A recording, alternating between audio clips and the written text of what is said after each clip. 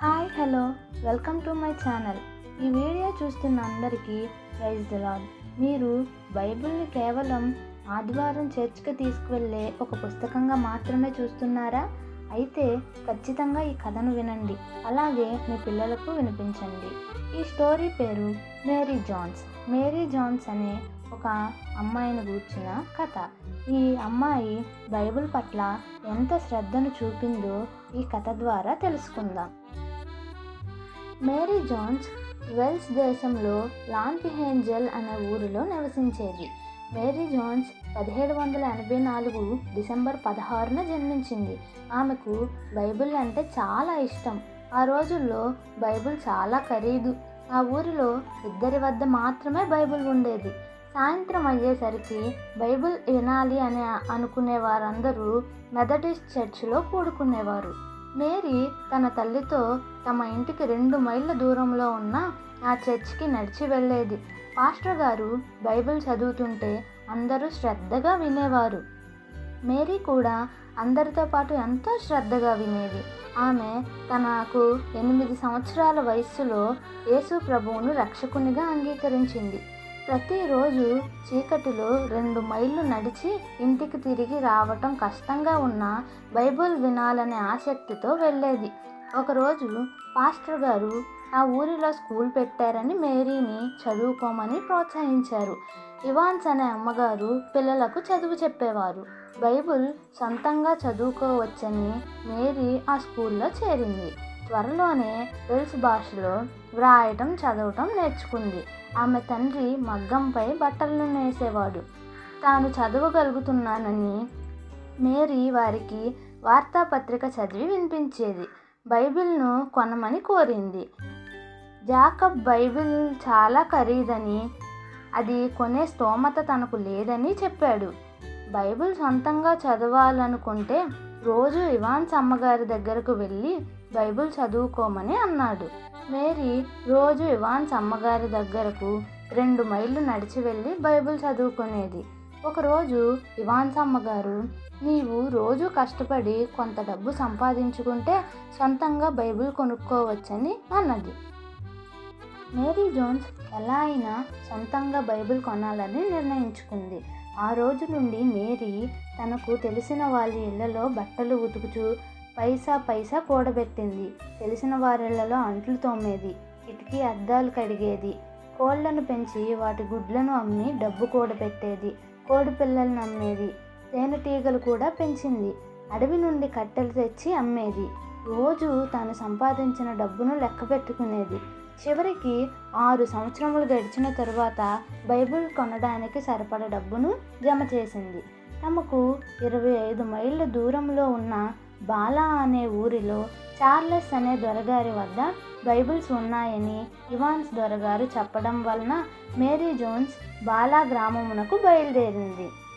అప్పుడు మేరీకి 16 సంవత్సరాలు. ఆ రోజుల్లో ప్రయాణ సాధనములు లేనందువలన 25 మైళ్ళ దూరం నడిచి చార్లెస్ దొరగారిని కలుసుకుంది. చార్లెస్ దొరగారు తన దగ్గర వెల్స్ భాషలో ఒకే బైబిల్ ఉన్నది, కానీ దానిని వేరే వారికి ఇస్తానని మాట ఇచ్చానని చెప్పారు. మేరీ జాన్స్కు ఏడుపు అస్సలు ఆగలేదు. ఈ బైబిల్ కొనటానికి సరిపడే డబ్బు సంపాదించడానికి తను ఎన్ని కష్టాలు పడిందో అదంతయు ఆయనకు చెప్పింది. అలాగే బైబిల్ కొనడానికి 25 మైళ్ళు పర్వతాలను దాటుకుంటూ నడిచి వచ్చానని చార్లెస్ దొరగారితో చెప్పింది. ఆమె దుఃఖమును చూసిన చార్లెస్ దొరగారు జాలిపడి, నా వద్ద ఇంగ్లీష్ బైబిల్ ఉంది, నేను ఇస్తానని మాట ఇచ్చిన అతనికి ఈ ఇంగ్లీష్ బైబిల్ని ఇస్తాను, అతనికి ఇంగ్లీష్ వచ్చు, నీవు ఈ వెల్స్ భాషలో ఉన్న బైబిల్ని తీసుకో అని ఆమెకు బైబిల్ను ఇచ్చారు. తన చేతుల్లోకి బైబిల్ రాగానే మేరీ జాన్స్ ఆనందంతో ఏడ్చేసింది. ఆమె సంతోషానికి హద్దులు లేవు. బైబిల్ను తీసుకొని తమ గ్రామానికి బయలుదేరింది. ఆమె కనుగరుగు అయ్యే వరకు చార్లెస్ గారు ఆమెనే చూస్తున్నారు. ఆమె ఆ బైబిల్ను తన గుండెలకు హత్తుకునే ఉంది. తమ గ్రామానికి వచ్చిన తర్వాత ఆమె ప్రతిరోజు ఒంటరిగా కూర్చొని బైబిల్ని చదువుకునేది. ఆమె వెళ్ళిన తర్వాత చార్లెస్ దొరగారు బైబిల్ చదువుకోవాలని మేరీ జోన్స్ లాగా ఆసక్తి ఉన్న అనేకులకు బైబిల్ను అందుబాటులోనికి తేవాలని 1804లో బైబిల్ సొసైటీని నెలకొల్పారు. చార్లెస్ దొరగారు మరియు ఆయన మిత్రుల కృషి వలన అనేకులకు బైబిల్ అందుబాటులోనికి వచ్చింది. మేరీ జోన్స్ తన 70వ ఏట 10 లక్షల క్రొత్త నిబంధనలు చైనాకు పంపుటకు కావలసిన ధనాన్ని ఇచ్చింది. మేరీ జోన్స్ 28/12/1864లో మరణించింది. ఆమె ఊరి పేరును ఇది మేరీ జోన్స్ ఊరు అని వ్రాశారు. బైబిల్ సొసైటీ ఆవిర్భావమునకు కారణమైన మేరీ జోన్స్ జ్ఞాపకార్థముగా ఆమె ఇంటి వద్ద ఆమె సండే స్కూల్ విద్యార్థులు ఒక స్తూపమును నిర్మించారు. మేరీ జోన్స్ కాలమునకు బైబిల్ 67 భాషల్లోనికి మాత్రమే అనువదించారు. మేరీ జోన్స్ బైబిల్ను కేంబ్రిడ్జ్ యూనివర్సిటీ లైబ్రరీలో ఇప్పటికీ చూడవచ్చు. ఈ బైబిల్ నా సొంతము అని వచ్చిరాని ఇంగ్లీష్లో రాసుకున్న మేరీ జోన్స్ దస్తూరిని చూడవచ్చు.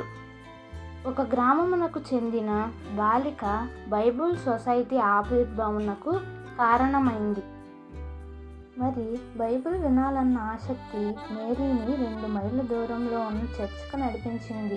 తనంతట తానుగా బైబిల్ని చదవడానికి చదువు నేర్చుకుంది. సొంతగా బైబిల్ కొనడానికి 6 సంవత్సరాలు కష్టపడి డబ్బు సంపాదించింది. 25 మైళ్ళ దూరం కొండలను దాటుకుంటూ కాలినడకన వెళ్ళింది. ఇలా తను బైబిల్ని సంపాదించింది. ఈరోజు దేవుని దయ వలన, ఎందరో కృషి వలన మనందరి చేతుల్లో బైబిల్ ఉంది, చదువు ఉంది. మరి దేవుడు మనకి ఇచ్చిన అవకాశాన్ని ఉపయోగించుకుంటున్నామా లేదా అన్నది మనం ఆలోచించాల్సిన విషయమే. ఇక ముందైనా బైబిల్ని కేవలం ఆదివారం చర్చికి తీసుకువెళ్ళే పుస్తకంలా కాకుండా అది ఒక పరిశుద్ధ గ్రంథం అని గ్రహించి ప్రతిరోజు కనీసం 1 అధ్యాయమైనా చదవాలని ఆశిస్తున్నాను. మరి ఈ స్టోరీ నచ్చితే లైక్ చేయండి. ఇంకా ఈ ఛానల్ని సబ్స్క్రైబ్ చేయని వారు ఉంటే మరిన్ని వీడియోస్ కోసం నా ఛానల్ని సబ్స్క్రైబ్ చేసుకోండి. ఈ వీడియో నచ్చినట్లయితే మీ ఫ్రెండ్స్కి కూడా షేర్ చేయండి. Thank you.